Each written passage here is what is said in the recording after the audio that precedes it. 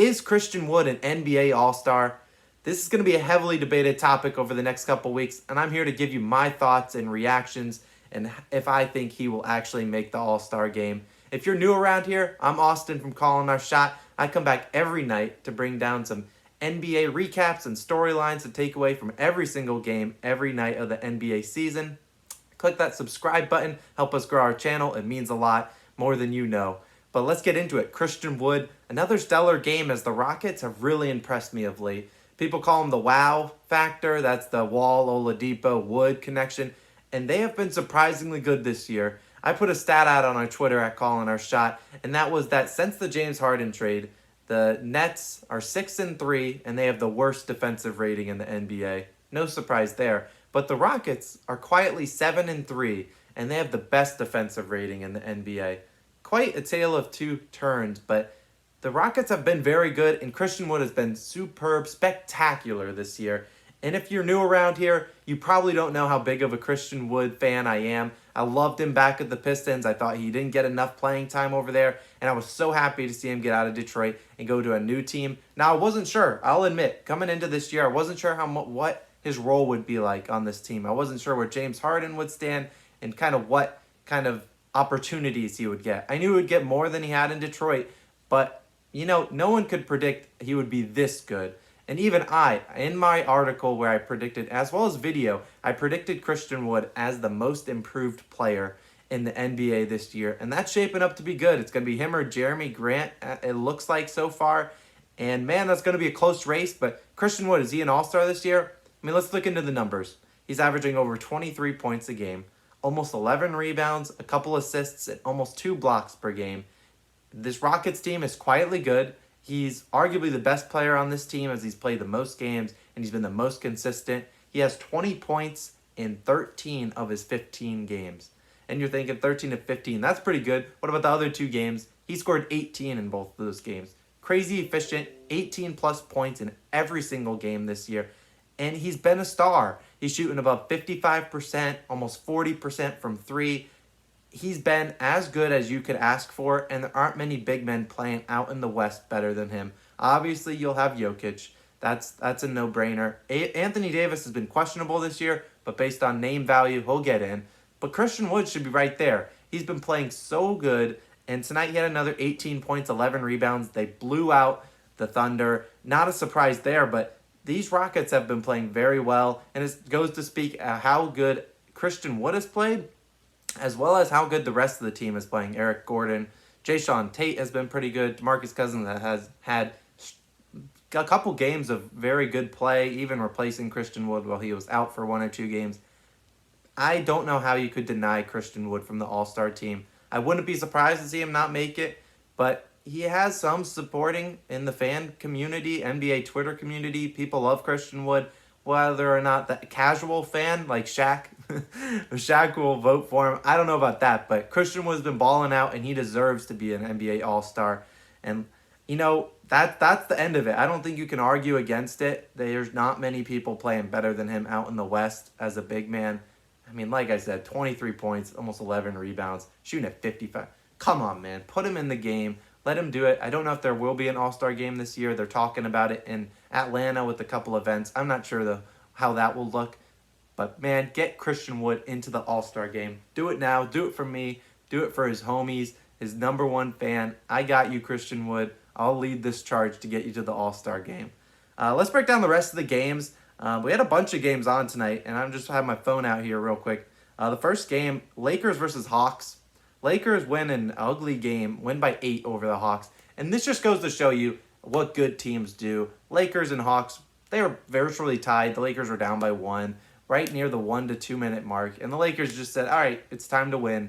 And LeBron turned it on, made a dagger 3, had a layup, and then shot some clutch free throws. That's what they do. These teams always win these games. And the Hawks, they're still young. Trae Young played very well tonight. Had 25 points, 16 assists. Like a very good game for him. That's just what the Lakers do. There's not much the Hawks can do about that. They're still young. They're not going to win these close games as of yet against the team as tenured as the Los Angeles Lakers. Next game up, Hornets versus Heat. LaMelo Ball, man. James Borrego giving him his first start. Now it was forced because Terry Rozier was out. But LaMelo, he struggled tonight. I won't cap. He did not look too well. Granted, he was in foul trouble for pretty much the majority of the game, but he did not look good. Final stat lines, 14 points, 5 rebounds, 7 assists, 3 for 11 shooting. But who did look good? Drumroll please, if you didn't watch the game, Malik Monk. If you haven't been watching Hornets basketball and you just thought earlier in the season, you're like, Malik Monk, he hasn't seen a single minute. Yeah, you weren't wrong, but quietly over the last 4 games, Malik Monk has been turning up. Tonight, 36 points. The leading scorer in this game, 36 points on a Heat team that's pretty good at defense, but he lit it up. 11 for 18, 9 for 13 from 3. Goodness gracious, he's been shooting the peel off the ball. He's been shooting over 43% from 3 the last 3 games, averaging 10 to 15 points a game. I don't know the exact numbers, but this is going to raise his averages, and he's getting more and more playing time. I always loved Malik Monk out of Kentucky. He was a bucket. He was like a J.R. Smith. He was going to shoot a shot, whether it was contested or not, and he was going to knock it down. And if he was on fire, you just had to shake your head. You couldn't really do much about it, and that was what he was tonight. He couldn't miss. Just destroyed the Heat, and really got the Hornets back in this game as they were down late in the fourth quarter. And he carried them, and man, he was insanely good tonight, and props to him. Timberwolves versus Cavaliers, moving on. Cavaliers win by 2. The Cavs needed this game. Drummond was out, but the Fro stepped up, 23 points, 18 rebounds, 5 blocks. That's what you expect. If you don't follow our NBA player props articles where we post 3 favorite props that we were betting on tonight, we always just bet whoever's playing the Timberwolves as a center. They feast. You should go look at their stats. They allow insane statistics at the center position against them. Another example of the Fro. D'Angelo Russell, 18 points, but he struggled tonight. They were not too good. You're not supposed to win a game if you're only scoring 98 points. Then the next game we're going to talk about, we'll go into the Kings versus the Pelicans. This was a game I watched a lot because I love watching Zion Williamson. And man, the Pelicans are so bad. Their second unit, and arguably the first unit, is not very good. I was watching, the Pelicans entered the fourth quarter with, I believe, an 8 to 10 point lead. They went on a crazy run to end the third. And then the unit they started the fourth with was terrible. They had Zion out there, which he normally is there. But then you had Eric Bledsoe, Nickeil Alexander-Walker, Kira Lewis, and believe Jackson Hayes, who, if you come in the paint, he has to foul you. That's what he does.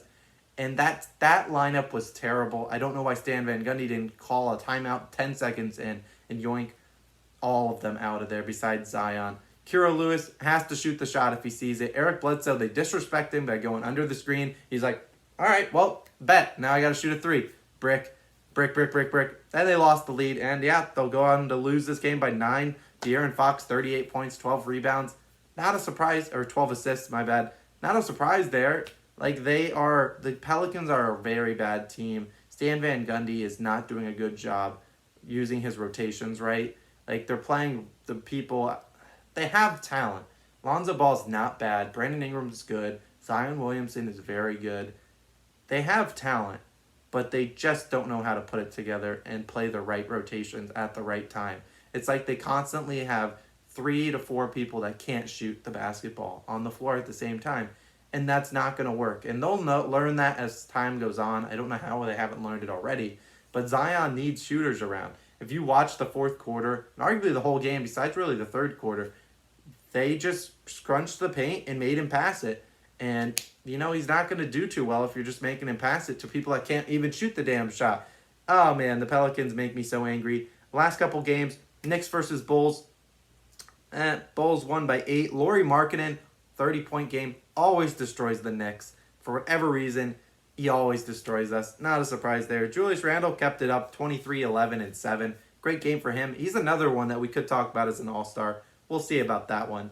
And then the last game right now, Trailblazers, Bucks.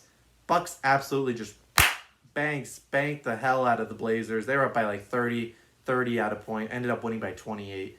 This was a massacre. Total letdown from the Blazers after their game winner from Dame a couple nights, I believe the last night. Not a surprise there. Bucks are so up and down. Some games they'll blow someone out. Sometimes they'll get blown out by the Hornets. It doesn't make any sense. I don't know what to make of this team, but I guess another night, another big Bucks win. And then the last couple games that are still going on, the Pistons versus Nuggets was postponed. And then you got Suns versus Mavericks going on right now. Tie game, 5 minutes left. The Mavericks need that win. They had a 10, 15-point lead earlier this game. They need to win that game or else they are in trouble. 5-game losing streak, I believe. Yikes. And then you got Grizzlies blowing out the Spurs. Grizzlies just played the Spurs maybe 2 nights ago. Beat them then. Beating them by 27 right now. Big win for the Grizzlies as they're still not even healthy. Missing Valanciunas, Jaren Jackson Jr., 2 of their best players. So interesting for the Spurs as they've been an up and down. They were going up and now they're kind of going down. We'll see how they progress the rest of the year. But that's going to do it here. Christian Wood, is he an all-star? Absolutely, yes. You can take that to the bank. This has been Austin from Calling Our Shot. Follow us on Instagram and Twitter at Calling Our Shot. Check out our website at callingourshot.com. Give me any video ideas below. Please be sure to click that subscribe button. This has been Austin. I'll catch you guys later. Peace.